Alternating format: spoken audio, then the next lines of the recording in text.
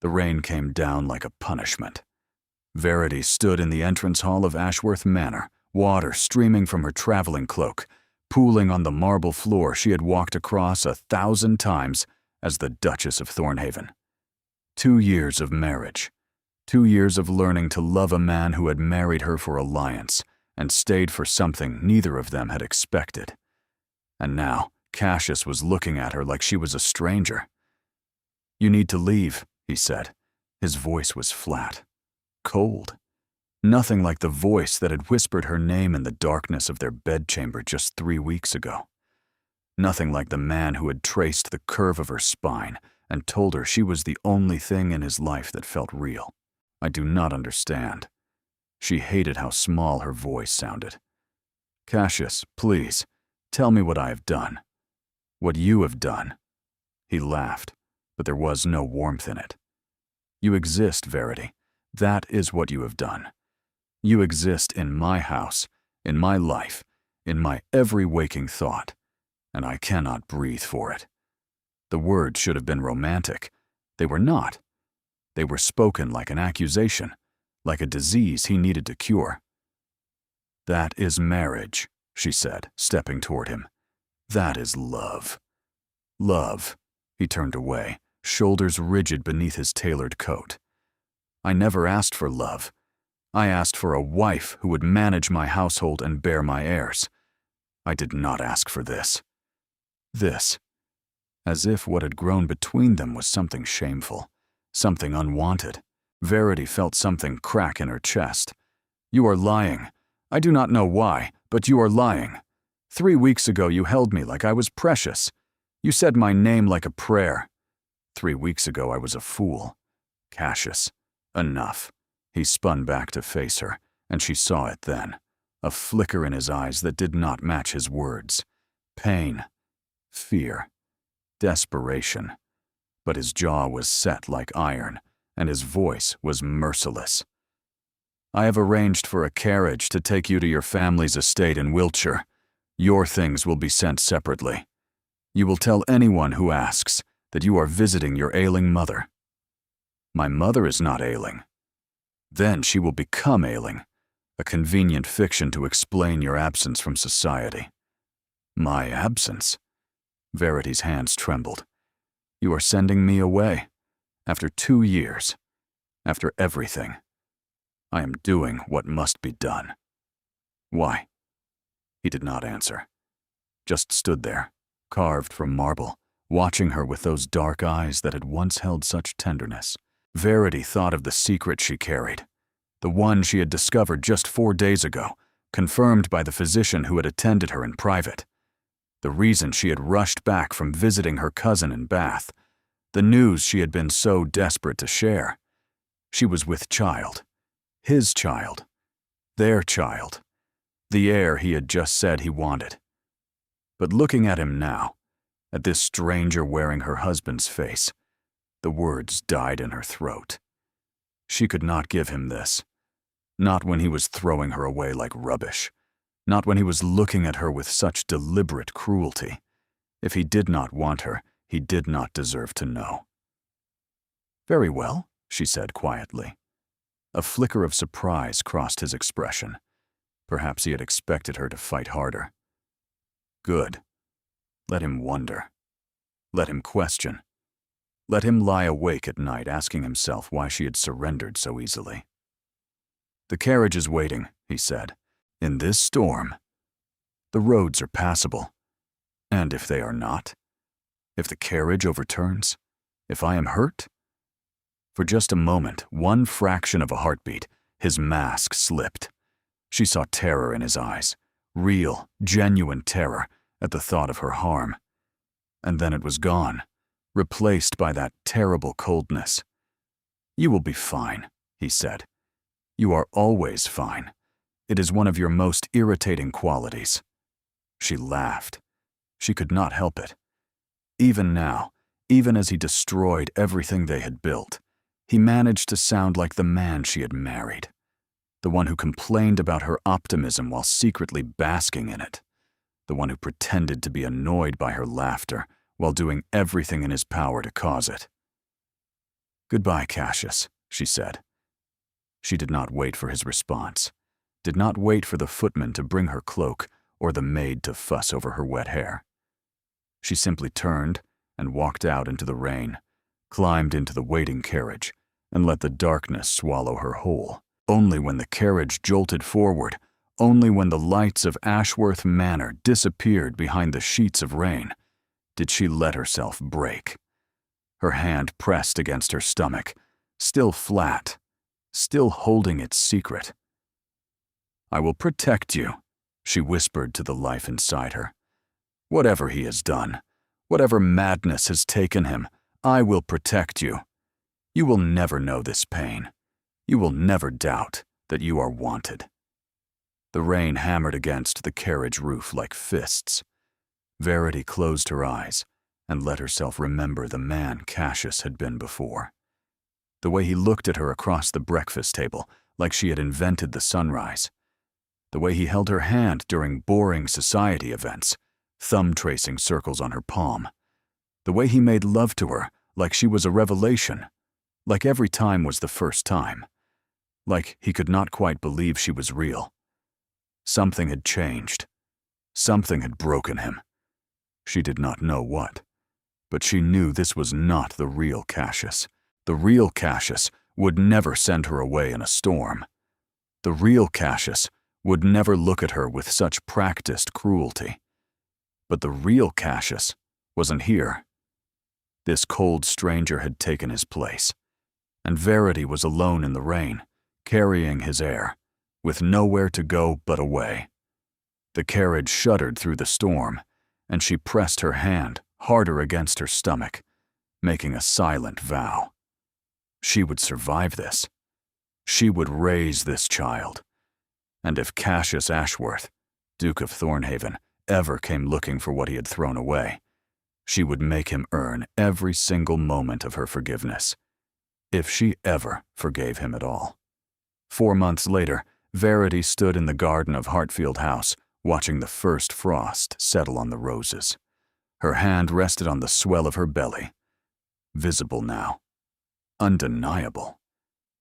The secret she had carried from Ashworth Manor had grown into something she could no longer hide, and she found she did not want to. This child was hers. Whatever Cassius had done, whatever poison had infected his mind, this child was innocent of it, and Verity refused to treat her pregnancy as something shameful. "You will catch cold." She turned to find her brother Hadrian approaching, his expression caught between concern and exasperation. At 32, he had inherited their father's estate and their mother's tendency to worry. He had not questioned her arrival 4 months ago, soaked and sobbing. He had simply opened the door, wrapped her in blankets, and waited until she was ready to explain. She had never fully explained. "The cold feels good," she said. "The baby seems to like it. She has been quiet this morning." She? Or he? I do not know, but she feels right. Hadrian moved to stand beside her, looking out at the frozen garden. "A letter arrived this morning, from London." Verity's chest tightened. "From him?" "No, from Lady Viola Ashworth, his sister." That was unexpected. Verity had always liked Viola, a sharp-tongued widow who had never quite approved of her brother's cold demeanor. They had become friends during Verity's time as Duchess, bonding over their shared impatience with society's ridiculous expectations. What does she want? She wants to visit. She says she has news that cannot be committed to paper. News about Cassius? Hadrian hesitated. She does not say, but I imagine it must be. Verity turned away, watching her breath mist in the cold air. 4 months of silence, 4 months of waiting for an explanation that never came. 4 months of telling herself she did not care while crying herself to sleep every night. I do not want to see her. Verity. I do not want to hear about him. I do not want to know what he is doing, who he is seeing, whether he has found some new wife to take my place. You are still his wife. In name only. He made that abundantly clear. Hadrian was quiet for a long moment. Then, carefully, he asked, "Have you considered telling him about the child?" "No. He has a right to know. He had a right to be a decent husband. He forfeited that right when he threw me out in the rain like a stray dog." Her voice cracked, and she hated it. Hated that after 4 months, she still cried over him, still loved him despite everything. "I will not give him this, Hadrian. This child is mine. He lost any claim to it when he lost his claim to me." "The law would disagree." "Then the law is wrong." She knew she sounded childish, knew she was making decisions based on pain rather than reason. But reason had failed her. She had been a reasonable wife, a loving wife, a devoted wife, and it had earned her nothing but a cold dismissal and a carriage ride through a storm. Unreason was all she had left. "I will write to Lady Viola," Hadrian said gently. "I will tell her you are unwell and cannot receive visitors. She will know it is a lie. Yes, but she will also know not to push. Viola has always been perceptive that way." Verity nodded, grateful for her brother's intervention. She did not have the strength to face anyone from her old life. Not yet. Perhaps not ever. That night, she sat in her room, hands resting on her belly, feeling the flutter of movement that had become her constant companion. The baby was active tonight, restless in a way that reminded her painfully of Cassius. He had never been able to sit still either, always pacing, always moving, and always burning with energy he did not know how to contain. "Your father was a fool," she whispered to the curve of her stomach. "A brilliant, beautiful fool who threw away the only good thing he ever had. But I will not let his foolishness touch you. I will not let you grow up wondering if you are wanted. I will not let you doubt for a single moment that you are loved." The baby kicked, a sharp flutter against her palm. Verity smiled despite her tears. "That is right. We do not need him. We have each other, and that is enough. That will always be enough." But even as she said it, she knew it was a lie. Because somewhere in London, in the house that had been her home, Cassius Ashworth was living his life without her. And she would never stop loving him, no matter how much she wished she could. A knock sounded at her door. "Come in." Hadrian entered, his expression strange, troubled in a way she had not seen before. "What is it?" Another letter arrived, just now, by special courier. "From Lady Viola?" "No." He hesitated, and in that hesitation, Verity felt the ground shift beneath her feet. "From the Duke's solicitor. Cassius has initiated legal proceedings." "What kind of proceedings?" Hadrian's jaw tightened.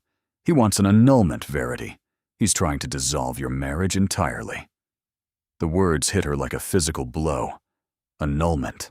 Not separation, not informal estrangement, but complete erasure. As if their marriage had never existed. As if she had never been his wife at all. And if the marriage was annulled, what would that make her child? Illegitimate. Stripped of name, title, and inheritance before it was even born. Verity's hand pressed against her stomach, protective, fierce. "He cannot do this," she breathed. "He is a duke. He can do nearly anything." "Not this. Not while I carry his heir." The words were out before she could stop them. Hadrian's eyes widened, understanding dawning. "You have to tell him," he said softly. "No. Verity, if he knows about the child, he cannot pursue an annulment. The courts would never allow it. If he knows about the child, he will take it from me." Her voice shook. "He will claim his heir and leave me with nothing. Is that what you want? Is that the protection you are offering?" Hadrian had no answer, and Verity was left standing in the wreckage of her life, carrying a child who might save her or destroy her, with no way to know which until it was too late. She had not always loved him. Verity remembered the first time she had seen Cassius Ashworth, Duke of Thornhaven, at the Whitfield Ball 2.5 years ago. He had been standing near the window, surrounded by admirers he seemed determined to ignore, looking as if he would rather be anywhere else on earth. She had thought him arrogant, cold, precisely the sort of man she had no interest in knowing. Then he had noticed her watching and raised one eyebrow in a silent challenge. She had blushed, looked away, and spent the rest of the evening pretending he did not exist. The next morning, he had called on her father. "I wish to court your daughter," he had said, with all the romance of a man ordering breakfast. "Our families would benefit from the alliance, and she seems intelligent enough not to bore me." Her father, ever pragmatic, had been delighted. Verity had been furious. "I will not marry a man who speaks of me like livestock," she had announced at dinner. "You will meet with him," her father had replied calmly, "and you will give him a fair chance. That is all I ask." She had agreed, certain that a few conversations with the insufferable Duke would prove her right. She had been wrong, because Cassius Ashworth wasn't what he appeared. Behind the cold facade was a man who listened when she spoke, who asked questions about her opinions rather than dismissing them, who laughed at her jokes with genuine surprise as if he had forgotten laughter existed. By the end of their first private conversation, she was intrigued. By the end of their third, she was in trouble. "You are not what I expected," she had admitted during a walk through her family's garden. "Neither are you," he had replied, and there was something in his voice that made her pulse quicken. "I expected a simpering society miss who would agree with everything I said. Instead, I find a woman who argues with me about trade policy and tells me my opinions on poetry are, and I quote, tragically uninformed." They are tragically uninformed. You dismissed Wordsworth as sentimental drivel. Because it is sentimental drivel. It is beautiful. It is mawkish nonsense dressed in pretty language. She had stopped walking, turning to face him with her hands on her hips.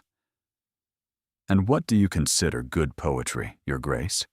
Dry recitations of military history? Tedious catalogues of classical references?" He had watched her for a long moment. Then, in a low voice, he had said, "I do not read poetry anymore.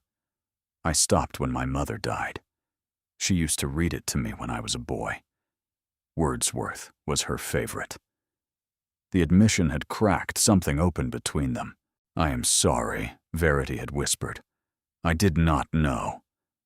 "No one knows. I do not speak of her." "Then why are you telling me?" He had not answered, just looked at her with those dark eyes, and she had understood that something had shifted, that this was no longer just an alliance, that whatever existed between them was becoming something neither of them had planned. They were married 6 months later. The wedding was grand, the society event of the season. But Verity barely remembered the ceremony. What she remembered was the wedding night, when Cassius had come to her chamber, with terror poorly hidden behind his aristocratic composure. "I have never," he had started, then stopped. "That is to say, I have, but not with someone I cared about," she had offered. "Yes." She had reached for his hand. "Neither have I. We will figure it out together." And they had. Awkwardly at first, then with growing confidence, then with a passion that had surprised them both. Cassius made love like he did everything else, with intensity and focus and a determination to excel. But underneath the skill was something rawer, needier, a desperation to be close to her that he could never quite put into words. For 18 months, they had been happy. Not perfect, not without arguments, but happy in a way that felt solid, real, built to last. Then 6 months ago, something had changed. It started small. Cassius becoming distant at dinner, disappearing for hours without explanation, looking at her with what might have been grief when he thought she was not watching. She had asked what was wrong. He had said nothing. She had pressed. He had deflected. She had begged him to talk to her, to let her help with whatever was troubling him. He had looked at her with such anguish that her heart had nearly stopped. "You cannot help me," he had said. "No one can." After that, the coldness had grown. The man who had held her every night began sleeping in his study. The man who had told her everything began telling her nothing. The man who had loved her, she was certain of this, had loved her deeply, began looking at her like she was already gone. And then came the rain. The rejection, the carriage ride into darkness. Verity still did not understand what had happened, what she had done wrong, what had broken the man she married and replaced him with that cruel stranger. But lying in her childhood bed, hands pressed against the swell of their child, she made herself stop asking. It did not matter why. All that mattered was what came next. "I loved your father," she whispered to the baby. "I loved him with everything I had, and he threw that love away like it meant nothing. I will not make that mistake again. I will not give my heart to someone who does not want it." The baby shifted, a slow, rolling movement that felt like agreement. "We will build a new life," Verity continued. "A life that does not include him. A life where we are happy and whole and complete, without the Duke of Thornhaven and his inexplicable cruelty." She almost believed it. But that night, she dreamed of Cassius as he used to be, laughing in the garden, reading to her by firelight, tracing her face with his fingertips like he was memorizing her features. "I love you," Dream Cassius whispered. "I will always love you." She woke with tears streaming down her face, and she knew, with terrible certainty, that no matter how hard she tried, no matter how many walls she built, she would never stop loving him. Some wounds never healed. Some loves never died. And some secrets, like the child growing in her womb, could not stay hidden forever. The package arrived on a Tuesday. Verity was sitting in the morning room, pretending to read, while actually watching the rain streak down the windows, when Hadrian appeared in the doorway holding a wooden box. "This came for you," he said, his tone careful. "From London." Her heart stopped. From his solicitor? "No, there is no return address, but the seal." He hesitated. "It bears the Thornhaven crest." Verity gazed at the box like it might bite her. 5 months of silence. 5 months of nothing but cold legal documents and threats of annulment. And now this. "Open it," she said. "I cannot." Hadrian set the box on the table and lifted the lid. Inside, nestled in velvet, was a book. Leather-bound, well-worn, clearly old. And beneath it, a single sheet of paper covered in handwriting she knew as well as her own. Her husband's handwriting. "What does it say?" she whispered. Hadrian unfolded the letter, scanned it, and his expression shifted into something she could not read. "He writes that this belonged to his mother. It is her personal copy of Wordsworth's collected poems, the one she used to read to him as a child." Hadrian looked up. "He says he wants you to have it, that you would appreciate it more than he ever could."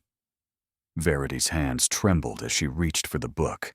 The leather was soft, worn smooth by years of handling. When she opened it, she found annotations in the margins. A woman's elegant script, commenting on favorite passages, marking lines that moved her. Cassius's mother, the woman he never spoke of, the loss that had shaped him into the guarded man she had married. And he had sent her this, his most precious possession, the thing he had kept hidden from everyone, even her. "Why?" she breathed. "Why would he send this?" "There is more," Hadrian said gently, "at the bottom of the letter." She took the paper from him, hands shaking, and read the final lines. "I have no right to ask anything of you. I have no right to even write your name. But I cannot let you believe that what existed between us meant nothing. It meant everything. You meant everything. And I am sorry. I am so deeply, unforgivably sorry for what I have done. Do not write back. Do not try to understand. Just know that I loved you. I love you still. And sending you away was the only way I knew to keep you safe. Yours, in whatever way you will still have me. Cassius. The letter fell from her fingers. Keep her safe. From what? From whom? What danger could possibly justify destroying their marriage, breaking her heart, threatening to annul everything they had built? He is lying, she said, but her voice wavered. This is manipulation. He is trying to confuse me. Is he? He must be. Why else would he send the annulment papers, and this in the same month? It makes no sense. Perhaps, Hadrian said slowly. There are things happening that we do not understand, things he cannot explain. Then he should explain them. Verity's voice cracked. He should come here and face me and tell me the truth instead of sending cryptic letters and precious books and expecting me to simply forgive him. Would you? Forgive him? She did not answer. Could not answer. Because the truth was complicated and painful, and she did not want to examine it too closely. That night, she sat in bed with the book of poetry in her lap, reading the annotations Cassius's mother had left behind. Little notes about beauty and loss and the terrible fragility of happiness. One passage was underlined 3 times, the ink heavy with emphasis. Though nothing can bring back the hour of splendor in the grass, of glory in the flower, we will grieve not, rather find strength in what remains behind. Strength in what remains behind. Verity's hand moved to her belly, where the baby shifted and turned. Perhaps your grandmother was wise, she whispered. Perhaps there is strength to be found. But I don't know if I am strong enough to find it. The baby kicked, hard and insistent. And despite everything, despite the pain and the confusion and the fear, Verity smiled. Lady Viola Ashworth arrived without warning on a gray morning in March. Verity was in the garden, wrapped in a thick shawl against the lingering winter chill, when the carriage appeared on the drive. She recognized the crest immediately. Thornhaven. But it was not Cassius who emerged. Viola descended with her usual grace, her sharp eyes scanning the grounds until they found Verity standing among the dormant rose bushes. Something flickered across her face. Relief, perhaps, or determination. Do not run, Viola called out. I have traveled 4 days to speak with you, and I will not be denied. I didn't invite you. No. You ignored my letters and refused my visits, and generally behaved as though I had ceased to exist. Viola approached, her gaze dropping to Verity's belly, now impossible to hide beneath even the most generous shawl. Though I see now why you were so determined to avoid me. Verity's hand moved instinctively to cover the swell. This is none of your concern. It is absolutely my concern. That is my brother's child, my niece or nephew, the future heir to Thornhaven.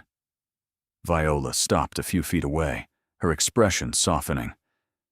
And you are my friend, Verity. Or you were. I would like to be again, if you will let me. Your brother sent me away in the rain like a disgraced servant. I know. He is trying to annul our marriage. I know that too. Viola's jaw tightened, and I am here to tell you that you must not let him. Verity watched her with guarded eyes. What? The annulment. You must fight it. You must refuse to cooperate, hire your own solicitors, and do whatever is necessary to stop it from proceeding. Why would you help me against your own brother? Because my brother is a fool. Viola's voice cracked, the first sign of emotion breaking through her composure. A noble, self-sacrificing, utterly idiotic fool who believes he is protecting everyone by destroying himself. And you and apparently his unborn child. The words hung in the cold air between them. Protecting us from what? Verity demanded. He said the same thing in his letter, that he sent me away to keep me safe. Safe from what, Viola? What is he not telling me? Viola hesitated, glancing back toward the house as though checking for listeners. Not here. Inside. Where we cannot be overheard. They retreated to the small parlor at the back of the house, the one Verity used when she wanted privacy. Hadrian appeared in the doorway, saw Viola, and raised an eyebrow at his sister. It is all right, Verity said. She is here to help. Apparently. I am here to tell you the truth, Viola corrected. What you do with it is your choice.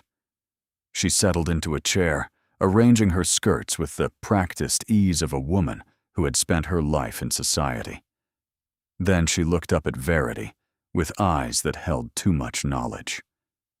6 months ago, my brother received a letter. I do not know its exact contents, but I know it came from a man named Radcliffe Crane. The name may mean nothing to you, but it should. Crane was our father's solicitor. He handled all the family's legal matters, including several that were less than legitimate. Less than legitimate? Our father was not a good man, Verity. He was ruthless, manipulative, and entirely without conscience. He built the family fortune through methods that would not survive scrutiny. When he died, we thought his secrets died with him. Viola's voice hardened. We were wrong. Verity's pulse quickened. What does this have to do with Cassius sending me away? Crane has been blackmailing my brother. He possesses documents that could destroy our family, evidence of our father's crimes that would result in scandal, disgrace, possibly even criminal prosecution. But Cassius was not involved in those crimes. He was a child when your father was alive. It does not matter. The sins of the father, as they say. If Crane releases those documents, the Ashworth name will be ruined. Cassius will lose everything. His title, his estates, his standing in society. Viola paused, and anyone connected to him will be destroyed as well. The implication hit Verity like a blow. He sent me away to protect me from the scandal. Yes, he is pursuing an annulment, so that when the truth comes out, I will not be tainted by association. Yes. And he did not tell me any of this because he is a proud, stubborn, impossibly noble man who would rather break your heart than watch you suffer for his family's sins. Viola leaned forward. He loves you, Verity, more than I have ever seen him love anything. And he is trying to save you the only way he knows how, by cutting you loose before the storm arrives. Verity sank into the nearest chair, her mind reeling. All this time, all these months of pain and confusion and rage. And the truth was that Cassius had been trying to protect her, badly, wrongly, in the most hurtful way possible, but trying nonetheless. Why are you telling me this? She asked. You could have let me believe he was simply cruel. Because the annulment will not protect you. Not really. The gossip will follow you regardless. And my brother is destroying himself, trying to carry this burden alone. Viola's eyes glistened. He has stopped eating, stopped sleeping. He wanders the halls of Ashworth Manor like a ghost, and the staff whisper that he has gone mad with grief. Grief for what? For you. Viola's voice broke. For the life he threw away, for the wife he loved and lost. He does not know about the child, Verity. If he knew, it would kill him. Or perhaps it would save him. I do not know which. The baby shifted, a slow rolling movement that seemed to echo Verity's churning emotions. What do you want me to do? She asked in a low voice. Fight. Fight the annulment. Fight Crane. Fight my brother's idiotic nobility. Viola reached out, gripping Verity's hands. Come back to London. Confront him. Make him see that his sacrifice is pointless if it costs him everything that matters. And if he refuses to listen, then make him listen. Viola's grip tightened. You are carrying his heir, Verity. That changes everything. That gives you power he cannot ignore. Power. The word felt strange on her tongue. For months, she had felt powerless, abandoned, cast aside. But she was not powerless. She was carrying the future of the Ashworth line. And if Cassius wanted to throw away their marriage, he would have to do it while looking her in the eye. I need time, she said, to think. Do not take too long. The annulment proceedings resume in 3 weeks. If you do not act before then, it may be too late. Viola left that evening, but her words remained, and Verity lay awake all night, one hand on her belly, the other clutching the book of poetry Cassius had sent her, trying to decide whether to fight for a man who had broken her heart to save her. Verity arrived in London on a day that threatened rain. The irony was not lost on her. Rain had driven her away from this city. Rain had marked the end of her marriage, and now she was returning under gray skies, swollen with Cassius's child, prepared to fight for what he was so determined to destroy. Hadrian had insisted on accompanying her. You should not face this alone, he had said, and she had been too tired to argue. They took rooms at a respectable hotel, rather than attempting to reclaim her place at Ashworth Manor. Verity was not ready for that confrontation. Not yet. First, she needed to understand exactly what she was fighting. The meeting with Crane was arranged through Viola, who had returned to London ahead of them and done the necessary groundwork. He is a snake, Viola had warned, but snakes can be charmed, or defanged. Radcliffe Crane received them in his offices near the Inns of Court. He was a small man, neat and precise, with the kind of forgettable face that served well in his profession. His eyes, however, were sharp, calculating. They swept over Verity's figure with undisguised interest. The Duchess of Thornhaven, he said smoothly. Or should I say, the former Duchess. I understand the annulment is proceeding apace. That is what I am here to discuss. Indeed, he gestured to a chair. Please, sit. You must be tired. Traveling in your condition cannot be comfortable. She remained standing. I will not be here long enough to require comfort. A flash of surprise crossed his eyes. Very well. What is it you wish to discuss? The documents you hold over my husband's head. I want to know exactly what they contain. That is confidential information. Then let me tell you what I already know. Verity stepped closer, and she saw Crane's composure waver slightly. I know you are blackmailing the Duke. I know you possess evidence of his father's crimes. And I know you have used this leverage to control my husband for the past 6 months. Control is a strong word. What word would you prefer? Manipulate? Extort? Destroy? Crane's smile did not reach his eyes. The Duke and I have an arrangement, one that benefits us both. It benefits no one but you. Verity's voice hardened. My husband has destroyed his marriage, abandoned his wife, and is attempting to annul a union that produced an heir, all because you have convinced him there is no other way. There is no other way. The documents I possess would ruin him, would ruin you as well, had you remained connected to his name. Then release them. Crane blinked. I beg your pardon? Release the documents. Whatever crimes the old Duke committed, my husband was not part of them. He was a child. Society will see that. They will see a man being punished for his father's sins, and they will rally to his defense. You underestimate the cruelty of society, and you underestimate the power of an heir. Verity placed her hand on her belly. I am carrying the next Duke of Thornhaven.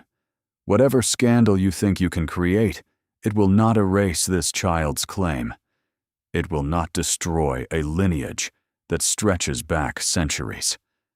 The Ashworths will survive your petty blackmail. They have survived worse. For the first time, Crane looked uncertain. "The Duke does not know about the child," he said slowly. "No, because I didn't trust him with the knowledge. But I trust him now, and I will tell him everything when I see him tonight. You think that will change anything?" "I think it will change everything." Verity leaned forward. "Here is what is going to happen, Mr. Crane. You are going to withdraw your demands. You are going to return every document you possess to my husband, and you are going to disappear from our lives entirely. And if I refuse, then I will make it my personal mission to destroy you." Her voice was soft, but it carried the weight of absolute conviction. "I have spent 5 months learning to survive without my husband. I have learned that I am stronger than I ever imagined. And I have learned that a woman with nothing left to lose is the most dangerous creature on earth." She straightened, meeting his eyes without flinching. "You targeted the wrong family, Mr. Crane. The Ashworths may have secrets, but they also have resources. And now they have me." Crane was silent for a long moment. Then, slowly, his composure cracked. "You do not know what you are asking," he said. "The old Duke's crimes were not minor offenses. There was fraud, embezzlement, men who died because of his machinations. None of which my husband was responsible for. But he benefited from it. The fortune he inherited was built on blood. Then he will make amends. He will use that fortune to help those who were harmed. He will build something good from his father's poison." Verity's voice softened. "That is who my husband is, Mr. Crane. He is a man who takes responsibility for things that are not his fault. A man who would rather destroy his own happiness than see others suffer. You have mistaken his nobility for weakness. It is not." The silence stretched. Then Crane laughed, a hollow sound without humor. "You are either very brave or very foolish. I am a wife. I am a mother. And I am done being afraid." She turned and walked out of his office without looking back. In the carriage, Hadrian watched her with something like awe. "That was remarkable," he said quietly. "That was desperation. It was strength, the kind I have never seen from you before." Verity looked out the window at the gray London streets, her heart pounding. "Being abandoned teaches you things," she said. "It teaches you that you cannot rely on anyone to save you, that you must save yourself. And Cassius? Will you save him too?" She thought of the man who had sent her away in the rain, the man who had broken her heart to protect her, the man who was even now destroying himself out of misguided love. "If he will let me," she whispered. "If he has not already gone too far." The carriage rolled toward Ashworth Manor, and Verity prepared to face the husband who had thrown her away. Ashworth Manor looked smaller than she remembered. Or perhaps she had grown larger. Not just in body, but in spirit. The woman who had fled this house 5 months ago had been broken, confused, and desperate to understand what she had done wrong. The woman who stood before it now knew the truth, and the truth had made her dangerous. "Are you certain about this?" Hadrian asked from beside her. "No. But I am doing it anyway."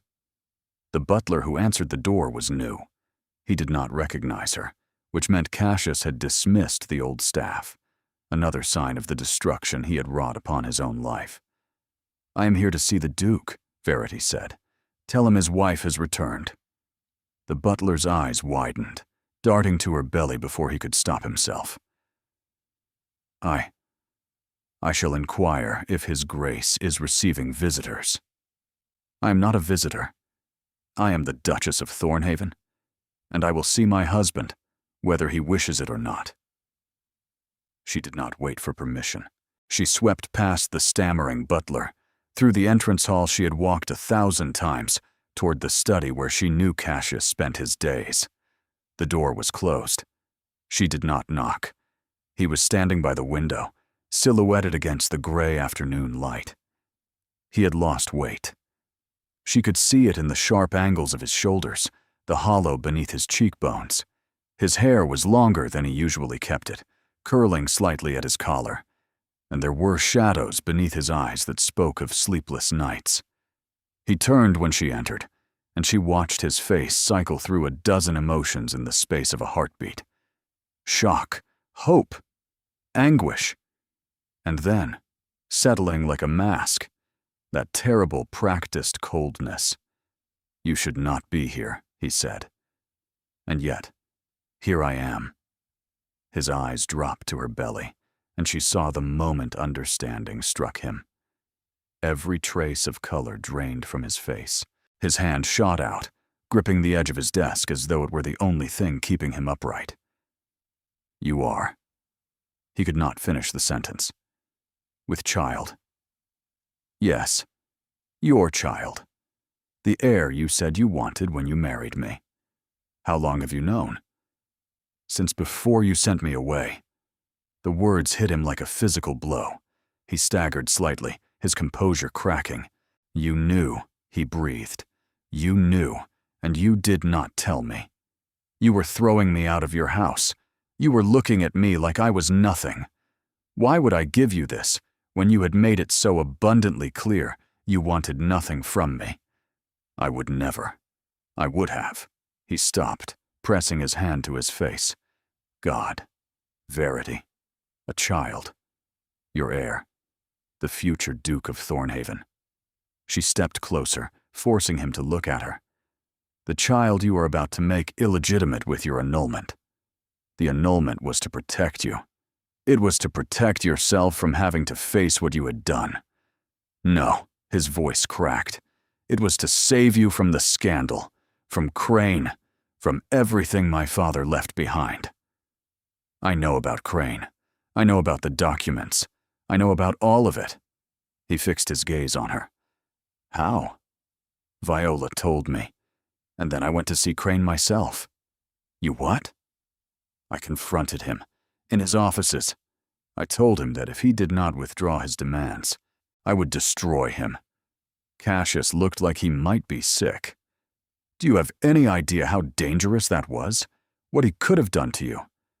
What could he possibly do that would be worse than what you have already done?" The question hung between them, sharp and unforgiving. "I was trying to protect you," Cassius said, his voice barely above a whisper. "Everything I did was to protect you. You broke my heart. I know. You sent me away in the rain like I was worthless. I know. You let me believe for 5 months that you did not love me, that our marriage meant nothing, that I was nothing. Verity." His voice shattered on her name. "I have loved you since the moment you told me my opinions on poetry were tragically uninformed. I have loved you through every day of our marriage, and every day since I sent you away. There has not been an hour, a minute, a single breath where I didn't think of you and wish I could undo what I had done." "Then why did you do it?" "Because I am a coward." The admission seemed to cost him everything. "Because I could not bear the thought of you being dragged down by my father's sins. Because I thought, if I cut you loose quickly and completely, you might be able to rebuild your life without me, find someone who was not tainted by scandal and shame. I do not want someone else. I never wanted someone else. I know that now." Tears glistened in his eyes. "I knew it then, too. But knowing something and accepting it are not the same thing." Verity felt her own composure cracking. She had come here to fight, to demand, to force him to face what he had done. But seeing him like this, broken and desperate, and still so painfully in love with her, made it hard to hold on to her anger.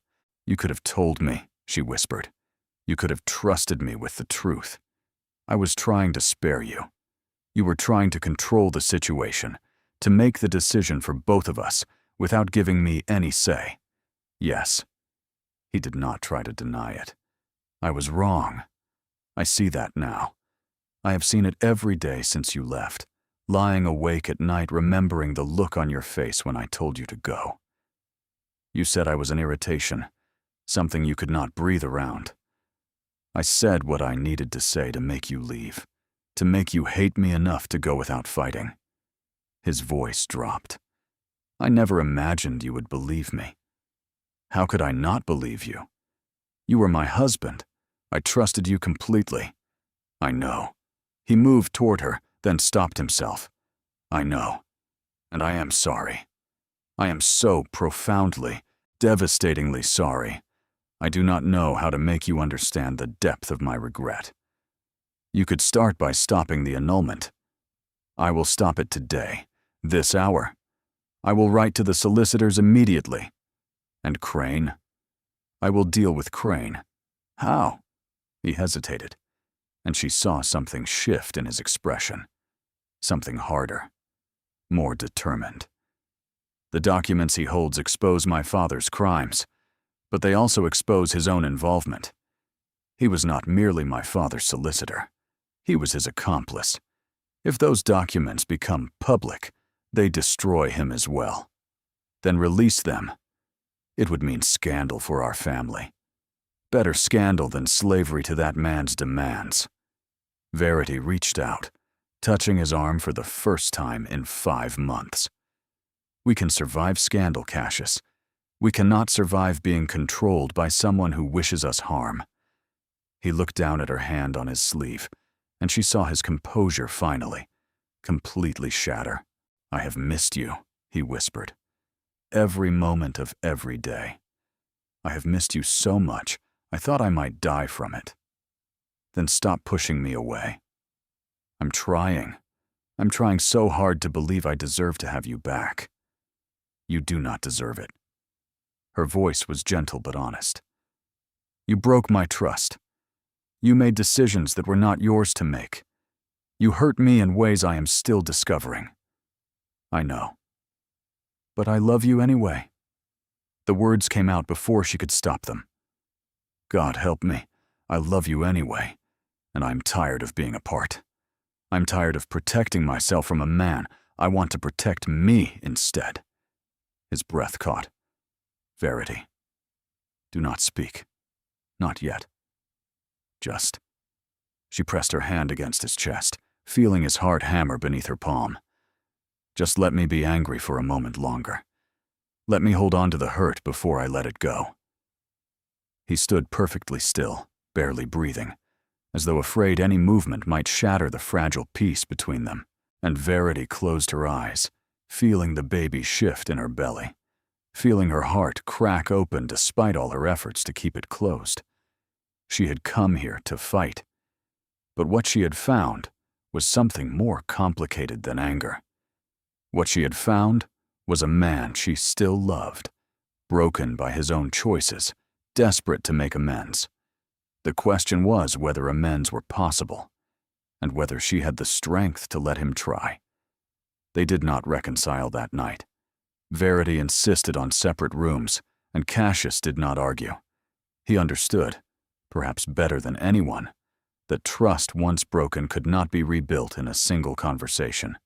It required time, patience, and a willingness to accept that some wounds might never fully heal.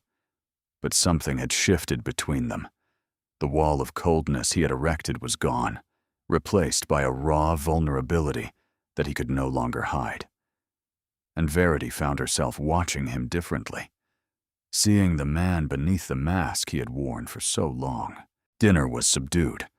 Cassius barely touched his food, his eyes following her every movement, as though afraid she might disappear again. Viola had arrived earlier, clearly relieved that her intervention had worked, and she filled the silence with careful conversation about nothing important. After dinner, Verity retired to the rooms that had once been hers. They had not been changed in her absence. Her clothes still hung in the wardrobe, her books still lined the shelves. Even the perfume bottle on her dressing table remained exactly where she had left it. He had kept everything, waiting for her return. The thought made her chest ache. A knock sounded at her door. She knew who it was without asking. Come in. Cassius entered slowly, hesitantly, as though uncertain of his welcome. He had changed into less formal clothes, and without the armor of his tailored coat, he looked younger, more vulnerable. "I wanted to make certain you had everything you needed," he said quietly. "I am fine. Are you comfortable? The fire is adequate? I can have more wood brought up." "The fire is fine, Cassius." He nodded, but did not leave. Just stood there, hands clasped behind his back, looking at her with such desperate longing that it made her want to weep. "I do not know how to do this," he admitted finally. "I do not know how to be near you without wanting to hold you, without wanting to beg your forgiveness on my knees." "Then perhaps you should try." "Try what?" "Begging." The word hung between them. She had not meant it seriously, but his expression shifted.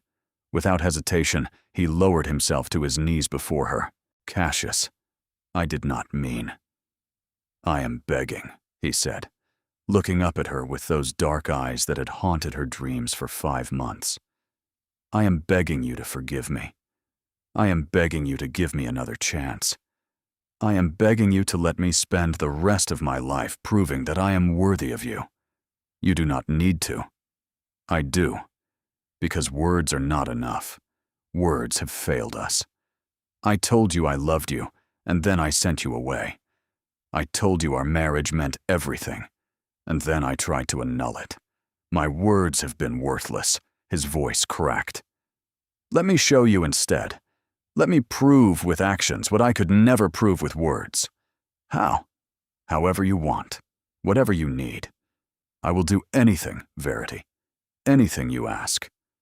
She looked down at him, this powerful man kneeling at her feet, and felt something crack open in her chest. All the anger, all the hurt, all the carefully constructed walls she had built to protect herself from this exact moment.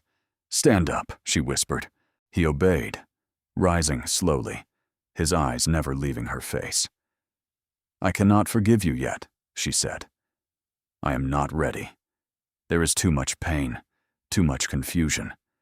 I need time to understand what happened and why. I will give you all the time you need. But I also cannot keep fighting you. I am tired, Cassius. Tired of being angry. Tired of being alone. Tired of pretending I do not still love you despite everything. You still love me?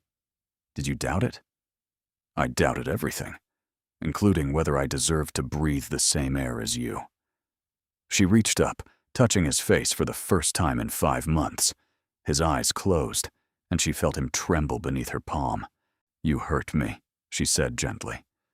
"More than I have ever been hurt in my life. I know. And I am terrified that if I let you back in, you will hurt me again. I would rather die. That is easy to say. It is the truth." He opened his eyes, and she saw tears streaming down his cheeks. "I have spent 5 months dying, Verity. Dying slowly, painfully, from the knowledge of what I had done. If I ever hurt you again, I would not survive it. Do not make promises you cannot keep." "I am not making promises. I am stating facts." His hand came up to cover hers, pressing it harder against his face. "You are everything to me. You and this child you carry. I would burn the world to the ground to protect you. I would destroy myself 1,000 times over if it meant keeping you safe." "That is the problem," she whispered. "You keep trying to protect me by pushing me away. But I don't need to be protected from you. Cassius, I need to be loved by you, openly, honestly, without secrets or lies or misguided nobility. Then that is what I will give you." His voice was raw. "No more secrets, no more lies, no more decisions made without your knowledge or consent. From this moment forward, you will know everything I know. You will be part of every choice I make. I swear it on my life." She searched his face, looking for any trace of the coldness that had broken her heart 5 months ago. She found none. Only pain and love and a desperate hope that seemed to match her own. Cassius. Yes. She did not know who moved first. Perhaps it did not matter. One moment they were standing apart, and the next, she was in his arms, pressed against his chest, feeling his heart pound against hers. He held her like she was made of glass, like he was afraid she might shatter if he gripped too tightly. His face buried in her hair, breathing her in, his entire body shaking with the force of his emotion. I thought I would never hold you again, he whispered. I thought I had lost you forever. You nearly did. I know. God, I know. She pulled back to look at him, and before she could think, before she could stop herself, she kissed him. It was not gentle, not careful. It was 5 months of longing and pain and desperate need, poured into a single moment of connection. He kissed her back with equal ferocity, his hands tangling in her hair, pulling her closer, as though trying to merge their bodies into one. When they finally broke apart, both gasping for breath, his forehead rested against hers. This does not mean I forgive you, she said shakily. I know. And it does not mean everything is fixed. I know that too. But I am tired of sleeping alone. I am tired of waking up reaching for someone who is not there. His breath caught.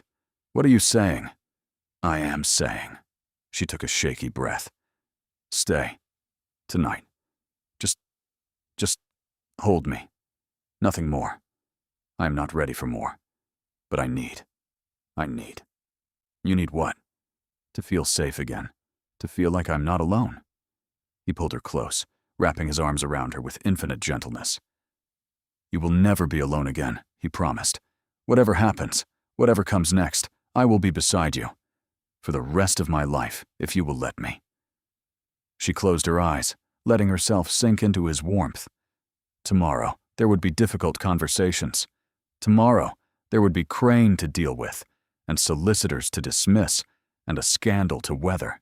Tomorrow, she would have to decide whether she truly believed his promises, or whether she was setting herself up for another heartbreak.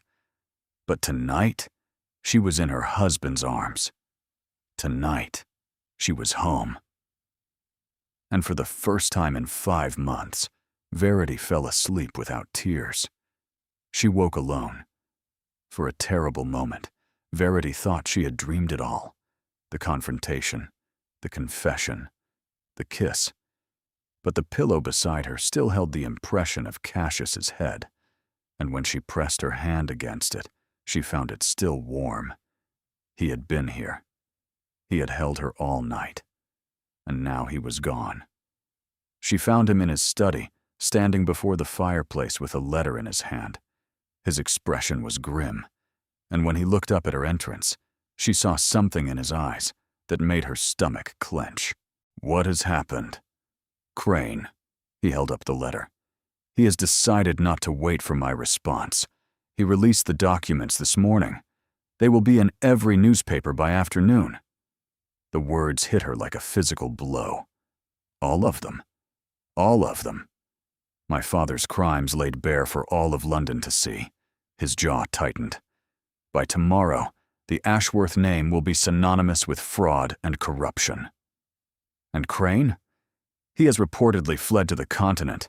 He knew the documents implicated him as well, so he decided to destroy me and then vanish before the consequences caught up with him. Verity moved toward him, but he stepped back. The movement was small, almost imperceptible, but she felt it like a door slamming shut. Cassius, you should leave. His voice was flat again, controlled. Take your brother and return to Wiltshire. When the scandal breaks, you need to be as far from me as possible. We discussed this. I am not leaving. That was before, he gestured at the letter, before it became real, before the consequences became inevitable. Verity, you do not understand what is coming. The newspapers will be brutal. Society will turn against us completely. Anyone associated with the Ashworth name will be destroyed.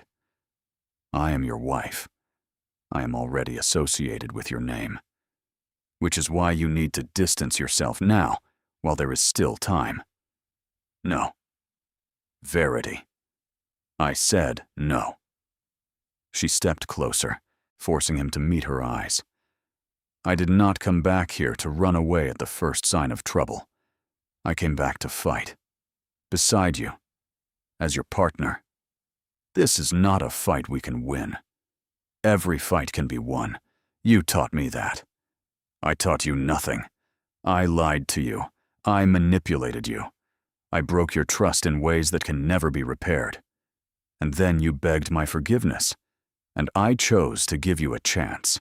Her voice hardened. Do not make me regret that choice by turning back into the cold, distant man who sent me away 5 months ago. He held her gaze, and she saw the war playing out behind his eyes. The urge to protect her by pushing her away, battling against the knowledge that pushing her away was what had nearly destroyed them both. I do not know how to let you stay, he admitted, his voice low. I do not know how to watch you suffer for my family's sins.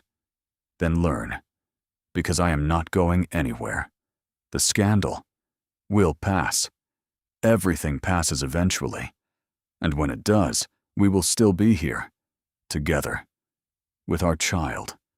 His eyes dropped to her belly, and she saw his composure crack. Our child, he repeated, as though the words were still foreign on his tongue. I still cannot believe you are. Carrying your heir, yes.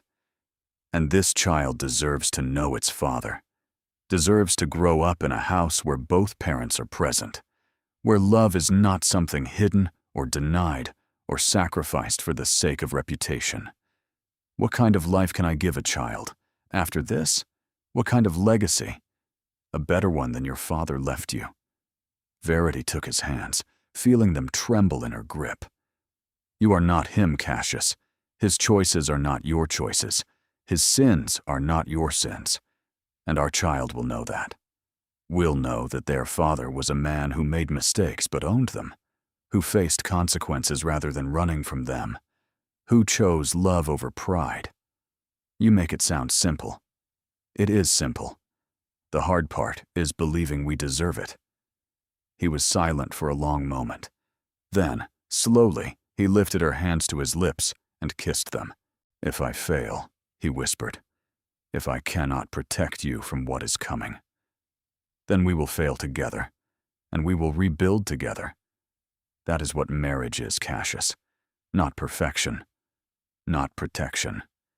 Just two people choosing each other, over and over, no matter what. He closed his eyes, and she saw a tear slip down his cheek. I do not deserve you. Perhaps not. But you have me anyway. When he opened his eyes again, something had shifted. The fear was still there, the grief, the guilt. But beneath it all, she saw something else. Hope. Fragile, uncertain, but present.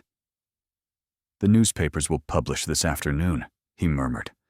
By tonight, we will be the most notorious family in London. Then we'd better eat a good breakfast. Notoriety requires energy. He laughed. Actually laughed. A broken, disbelieving sound, but a laugh nonetheless. You are impossible, he said. You love it. I love you. He pulled her close, wrapping his arms around her. God help me. I love you more than I knew it was possible to love anyone. Then stop trying to send me away. Stop trying to protect me from yourself. Just be here, with me, for whatever comes next. I will try. Do not try. Succeed. He held her tighter, and she felt his heartbeat slow, felt the tension drain from his shoulders. The storm was coming. The scandal would break. Everything they had known was about to change, but they would face it together. And that, Verity realized, was the only thing that truly mattered. The scandal was worse than either of them had imagined. By evening, their names were on every tongue in London. The newspapers had printed lurid headlines about the old Duke's crimes, embellished with speculation about what the current Duke must have known. Invitations were withdrawn. Friends stopped calling. Even the servants looked at them with a mixture of pity and suspicion. Cassius withdrew into himself in the days that followed, not with coldness, but with a kind of grim determination. He spent hours with solicitors, trying to contain the damage, while Verity managed the household and pretended not to notice the whispers that followed her whenever she ventured out. A week after the scandal broke, a visitor arrived. Verity was in the morning room when the butler announced him, a name she did not recognize, Mr. Edwin Huxley, requesting an audience with the Duke and Duchess together. Together? She repeated.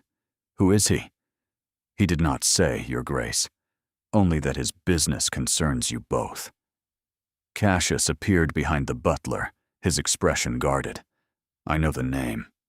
Huxley was one of the men my father defrauded. I have been trying to contact him for days. They received him in the study. Edwin Huxley was an older man, perhaps 60, with the weathered face of someone who had known hardship. His clothes were respectable but worn. His eyes held a sharpness that spoke of intelligence and experience. Thank you for seeing me, he said, his voice rough. I know this is not an easy time. You have come to make demands, Cassius said flatly. I understand. My father's crimes cost you dearly. I am prepared to make restitution. You misunderstand me, Your Grace. Huxley settled into a chair, his expression thoughtful. I have not come to make demands. I have come to offer testimony. Testimony? I was one of your father's victims, yes. He defrauded me of my life savings, destroyed my business, and left my family destitute for years. But I was also watching, Your Grace. I know what your father did, and I know what you have done since inheriting his title. Cassius stiffened. And what have I done? You have quietly repaid every family your father harmed. You have funded orphanages, hospitals, schools. You have used your fortune not for personal gain, but to repair the damage your father caused. Huxley's eyes held a calm respect. You are not your father, Your Grace, and I am prepared to tell the world so. Verity's breath caught. You would speak publicly, in support of my husband? I would, and I am not alone. There are others, dozens of us, who have benefited from the Duke's generosity over the past 5 years. We have been talking since the scandal broke, trying to decide what to do. Today, we made our decision. What decision? Cassius asked, his voice strained. We are going to the newspapers, all of us. We are going to tell them the truth about the current Duke of Thornhaven, that he is nothing like his father, that he has spent years trying to atone for crimes he did not commit, that he is a man of honor and integrity and compassion. Silence fell over the study. Verity watched her husband's face as the words sank in. She saw disbelief give way to hope, then to something deeper. Something she had not seen in him for months. Gratitude. Why? Cassius whispered. Why would you do this for me? Because it is the truth, and because good men should not be destroyed for the sins of their fathers. Huxley rose, extending his hand. You gave my family a second chance, Your Grace. Let us give you one in return. Cassius shook his hand, and Verity saw tears glittering in his eyes. After Huxley left, she found her husband standing by the window, watching the garden where winter was slowly giving way to spring. You never told me, she said quietly, about the repayments, the charities, the families you helped. It wasn't something to boast about. It wasn't boasting. It was hiding. Another secret you kept from me. He turned to face her, and his expression was raw. I was ashamed of my father's legacy, of the fortune I inherited. I wanted to fix it quietly, without drawing attention, without letting anyone know that you were good. I did not feel good. I felt responsible. There is a difference. She moved toward him, taking his hands. Perhaps. But what matters is that you acted. You could have ignored your father's victims. You could have kept the money and lived comfortably without ever thinking about the harm it caused. Instead, you spent years trying to make amends. It was not enough. It was more than anyone expected. She squeezed his hands. And it may be what saves us. He looked at her, and she saw hope warring with fear in his eyes. Do you truly believe that? I believe in you, she said simply. I believe that the man who would secretly repair his father's damage is not the man the newspapers are describing. And I believe that when the truth comes out, society will see it too. And if they do not, then we will build a new life somewhere else. Somewhere the Ashworth name does not carry the weight of scandal. She placed his hand on her belly, feeling the baby kick beneath his palm. We have everything we need, Cassius. Each other. This child. The rest is just noise. He gazed at his hand on her stomach, feeling the movement of their child, and she watched something break open in his face. I have wasted so much time, he whispered. So much time, pushing away the only person who ever truly mattered. Then stop wasting time. Start living. He pulled her close, holding her as though she was the only solid thing in a shifting world. I love you, he said against her hair. I love you, and I am done being afraid. Whatever comes next, I will face it. With you, as your husband, as the father of our child. Promise me. I promise. And for the first time since the scandal broke, Verity believed that everything might actually be all right. The tide began to turn 3 days later. Huxley's testimony appeared in the morning papers, followed by statements from other families Cassius had helped. One by one, they came forward to tell their stories. The widow, whose mortgage had been quietly paid. The orphanage that had received anonymous funding for years.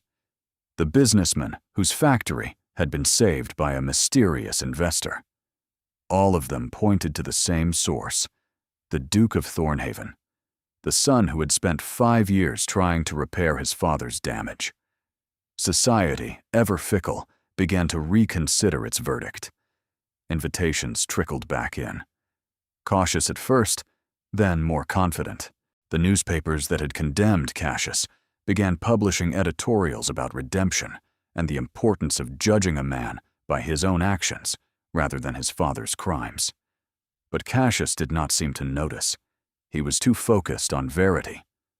In the 2 weeks since her return, he had been a changed man, attentive without being suffocating, present without being possessive. He asked her opinion on every decision. He told her about every letter, every meeting, and every development in their legal situation. No more secrets, no more unilateral choices. And slowly, carefully, she began to trust him again. The Whitford ball is tonight, Viola announced one morning over breakfast. Everyone who matters will be there. It is the perfect opportunity to show society that the Duke and Duchess of Thornhaven are united. Cassius looked at Verity, a question in his eyes. Do you feel well enough? He asked gently. The physician said you should rest. The physician said I should not run marathons. He did not say I should hide from society like a frightened mouse. You are 8 months pregnant, and I am perfectly capable of attending a ball. She raised an eyebrow. Unless you do not want me there. I want you everywhere. Always. He reached across the table, taking her hand. I simply do not want to push you beyond your limits. Then let me decide my limits. I am tired of being managed, Cassius, even with the best of intentions. He nodded, accepting the gentle rebuke. You are right. I apologize. Accept it. Now, shall we plan our triumphant return to society? The Whitford ball was everything she had expected. Glittering chandeliers, hundreds of guests, the cream of London society gathered in one place. And every single one of them watched as the Duke and Duchess of Thornhaven entered. Verity felt their eyes like a physical weight, curious, judgmental. waiting to see how the notorious couple would conduct themselves. She squared her shoulders and walked beside her husband, her hand resting on his arm, her head held high. They had barely made it 10 steps before Lady Pemberton herself approached them, an ancient dragon of a woman whose approval could make or break reputations. "Your Grace," Lady Pemberton said, looking Cassius up and down, "you have caused quite a stir." "I apologize for any disruption, my lady." "Do not apologize." Her eyes narrowed. "The truth about your father was long overdue. What matters is what you have done since. And from what I hear, you have done quite a lot. I have tried. Trying is more than most men manage." Her gaze shifted to Verity, taking in her pregnant figure with a knowing look. "And you, Duchess, standing by your husband through scandal. That takes courage." "Or stubbornness," Verity replied. Lady Pemberton laughed, a sharp sound that drew attention from across the room. "I like you. Both of you. You have spine. Society could use more of that." She swept away, and in her wake, the tension in the room shifted. If Lady Pemberton approved, others would follow. It was the way of their world. Cassius turned to Verity, something like wonder in his eyes. "You are magnificent," he murmured. "I am exhausted, but I refuse to let them see it." "Then let me help." He guided her toward a quiet alcove, away from the crush of guests. "Sit here. Rest. I will bring you something to drink. You cannot fetch drinks like a servant. I can do whatever I please. I am a duke." She laughed despite herself. "A scandalous duke. The best kind." He pressed a kiss to her forehead. "Stay here. I will return in a moment." She watched him navigate through the crowd, accepting greetings and well wishes with a grace she had always admired. He was in his element here, despite the scandal, born to this world, comfortable in its rituals, able to play its games better than anyone. But he had chosen her, over duty, over reputation, over everything society expected of him. He had chosen her. A commotion near the entrance drew her attention, voices raised in argument. She could not see what was happening, but she saw Cassius's expression change, saw him push through the crowd toward the disturbance, and then she heard the voice.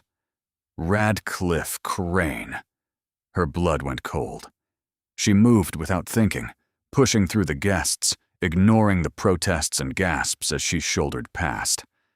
By the time she reached the entrance hall, Cassius was standing face to face with Crane, his expression murderous.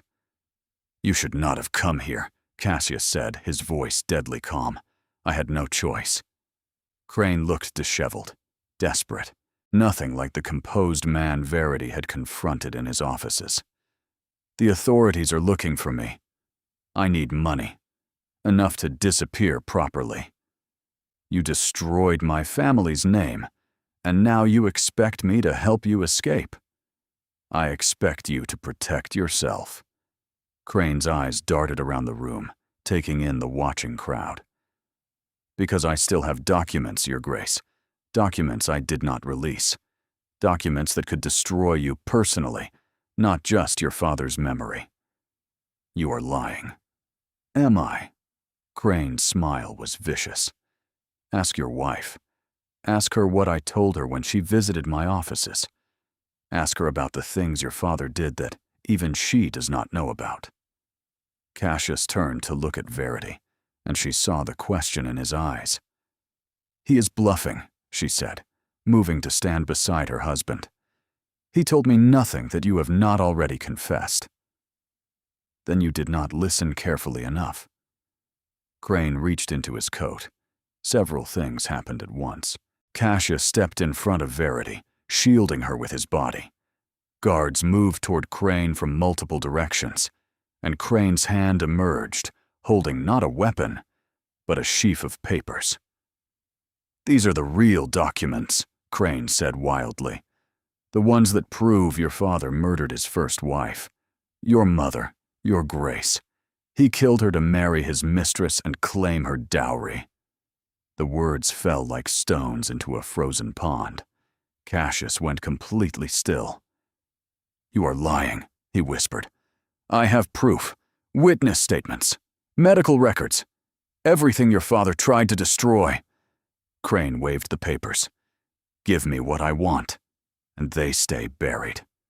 Refuse, and the world learns that the Duke of Thornhaven is the son of a murderer." Verity's hand found Cassius's, gripping it tight. "It does not matter," she said, loud enough for everyone to hear. "Whatever his father did, Cassius is not responsible. He was a child when his mother died. He's innocent of any crime." "Innocent?" Crane laughed. "He inherited a fortune built on blood. He has benefited from murder his entire life. And he has spent that entire life trying to make amends." Verity's voice rang through the silent hall. "He has given away more than he has kept. He has helped hundreds of families. He has proven over and over that he is nothing like his father." Pretty words, but they will not save him from the truth. The truth is that you are a desperate man making desperate threats. Verity stepped forward, putting herself between Crane and her husband. "The truth is that you have nothing. Because even if those documents are real, even if the old Duke was guilty of every crime you claim, it changes nothing about who Cassius is now." She turned to face the watching crowd. "This is my husband, the father of my child, a man who has made mistakes and owned them, a man who has been tested by scandal and emerged stronger. I am proud to stand beside him. I will always be proud to stand beside him. And anyone who cannot see his worth does not deserve to know him." Silence. Then, slowly, Lady Pemberton began to clap. Others joined her. The applause spread through the hall like wildfire, growing louder and more enthusiastic until it drowned out Crane's sputtering protests. Guards seized him. The documents were confiscated. And Cassius stood in the middle of the chaos, watching Verity like she had hung the moon. "You defended me," he whispered. "Of course I did. You are mine." He pulled her into his arms, right there in front of everyone, and kissed her with such fierce tenderness that the applause turned to cheers. And Verity knew, finally, that everything was going to be all right. Their daughter was born on a rainy afternoon in April. Verity lay in the great bed at Ashworth Manor, exhausted but triumphant, watching Cassius hold their child for the first time. His hands, so large and capable, cradled the tiny bundle with infinite gentleness. His eyes, those dark eyes that had once held such practiced coldness, were filled with tears. "She is perfect," he whispered. "Absolutely perfect. She has your nose." "Poor child," Verity laughed weakly. "Your nose is distinguished." "My nose is too large, but on her it will be elegant." He looked up at Verity, and the love in his face made her chest ache. "You are remarkable. Have I told you that today?" "Only 7 times." "Then I am behind schedule." He brought the baby to her, settling them both against the pillows so that Verity could hold their daughter, while Cassius held them both. A circle of warmth against the rainy chill outside. "We need a name," Verity said, stroking the baby's downy cheek. "I was thinking Margaret, after my mother." The words caught Verity by surprise. In all their marriage, Cassius had rarely spoken of his mother, the wounds of her loss, and now the knowledge of how she truly died had made her memory painful to touch. "Are you certain?" she asked, her voice tender. "I am. She deserved better than the life she had, better than the death she suffered. Our daughter will carry her name and prove that something good can come from tragedy." He paused. "If you agree, I think it is beautiful. Margaret Ashworth. Maggie, perhaps, when she is small." "Maggie?" Cassius tested the name on his tongue. "Yes, I like that." The baby stirred, making a small sound of contentment, and both of them fell silent, watching her sleep. 9 months ago, Cassius said, his voice barely above a whisper. I sent you away in the rain. I told myself I was protecting you. I told myself I was being noble. In truth, I was being a coward. We have discussed this. I know. But I need to say it again. Because looking at you now, holding our daughter, I cannot believe how close I came to losing everything that matters. Verity reached up, touching his face. But you didn't lose it. We are here. Together. Despite everything. Because of you. Because you refused to give up on me, even when I had given up on myself. He turned his head, pressing a kiss to her palm. I do not deserve you, Verity. I never have. But I will spend the rest of my life trying to be worthy of the gift you have given me. You are already worthy. You always were. You just needed to believe it. He smiled, that rare, genuine smile that transformed his entire face. You have taught me that, among many other things. Such as? That love is not weakness, that asking for help is not failure, that a wife who argues about poetry is far more interesting than one who agrees with everything. His smile widened. That Wordsworth is not, in fact, sentimental drivel. You have come a long way. I have had an excellent teacher. Outside, the rain continued to fall. But inside the warm bedchamber, surrounded by firelight and love, it sounded different than it had 9 months ago. Not like punishment, not like ending, like beginning. Do you remember what you said to me? Verity asked. That night when you sent me away? I remember every word. They haunt me. You said you could not breathe for thinking of me, that I existed in your every waking thought. She looked up at him. I hated you for those words. They sounded like an accusation. They were, at the time. He was quiet for a moment. But they were also the truth. I was drowning in my feelings for you, and I did not know how to survive it. Sending you away seemed like the only way to catch my breath. And did it work? No. I stopped breathing entirely. His arms tightened around her. Until you came back. Until you stood in my study with our child in your belly and demanded that I fight for you. That was when I started breathing again. Verity leaned into him, feeling the steady beat of his heart against her back. No more sending me away, she said softly. Never. Not for any reason. No more making decisions without me. We decide everything together, always. And no more pretending you do not need me. I need you. His voice cracked slightly. More than air. More than light. More than anything I have ever needed in my life. Baby Margaret stirred again, and Verity looked down at the tiny face that combined the best of both of them. Dark eyes like her father, a stubborn set to her chin that was pure Verity. She will be a terror, Cassius observed fondly. She will be magnificent. Both.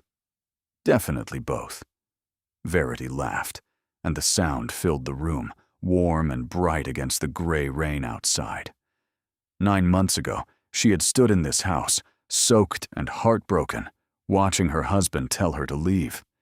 She had climbed into a carriage in the rain, carrying a secret she was too wounded to share, believing her marriage was over. Now she lay in their bed, holding their daughter, wrapped in her husband's arms. The scandal had passed. Society had accepted them. Crane was in prison awaiting trial, and the future stretched ahead of them, full of possibility. Cassius? Yes? I love you. He pressed a kiss to her hair. I love you too. More than I have words to express. More than I will ever be able to prove, though I intend to spend the rest of my life trying. The rain fell gently against the windows, and Verity smiled. Some storms destroyed, but some storms cleansed. Some storms washed away the old and made room for the new, She had been sent away in the rain, carrying his heir, believing all was lost. Now she was home, safe, loved. And the rain that had once felt like an ending had become something else entirely. A beginning. Their beginning. Together.